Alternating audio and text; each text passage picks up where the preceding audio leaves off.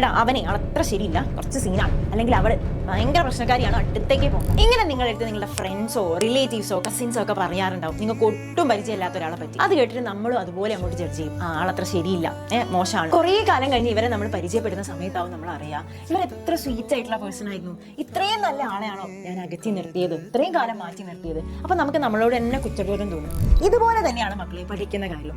ചില സബ്ജക്റ്റുകളുണ്ട്, ഇപ്പം for example maths എടുക്കാം, അല്ലെങ്കിൽ ഫിസിക്സ് എടുക്കാം. ഫിസിക്സ് ഭയങ്കര ടഫാണെന്ന് നിങ്ങളെ ഫ്രണ്ട് പറയുന്നു. അപ്പൊ നിങ്ങൾക്ക് ഫിസിക്സിനെ പറ്റി വലിയ ഐഡിയ ഒന്നുമില്ല. പക്ഷെ നിങ്ങൾ എന്ത് കരുതുക, ഫിസിക്സ് എന്ന് പറഞ്ഞാൽ ഭയങ്കര സീനാണ്, ഭയങ്കര ടഫ് സബ്ജക്റ്റാണ് എന്ന് നമ്മൾ ആദ്യമേ നമ്മൾ അങ്ങോട്ട് ജഡ്ജ് ചെയ്യും. പിന്നെ നിങ്ങൾ പഠിക്കാനിരിക്കുന്ന സമയത്ത് ഈ ഫിസിക്സിന്റെ ടെക്സ്റ്റ് കാണുമ്പോൾ ഇല്ല ഇതിനെ കൊണ്ട് പറ്റില്ല, ഭയങ്കര സീനാണ്, ടഫാണ്. പക്ഷെ നിങ്ങളൊന്ന് മനസ്സിലാക്കിയാൽ തീരുന്ന പ്രശ്നമേ ഉള്ളൂ. നിങ്ങൾ അതിനെ ഒന്ന് മനസ്സിലാക്കി പഠിച്ചു നോക്കൂ. ആദ്യമേ ഇത് ഭയങ്കര പ്രശ്നക്കാരനാണെന്ന് കരുതി ഇരുന്ന് കഴിഞ്ഞാൽ നമുക്ക് പ്രശ്നക്കാരനായിട്ടേ തോന്നുള്ളൂ. അപ്പൊ അതൊന്ന് മനസ്സിലാക്കി ഇഷ്ടപ്പെട്ട് പഠിച്ചു തുടങ്ങിയ ഈ ആളുകളെ പോലെ തന്നെ എല്ലാം വളരെ സിമ്പിൾ ആയിരിക്കും, നമുക്ക് ഈസി ആയിട്ട് മുന്നോട്ട് പോകും.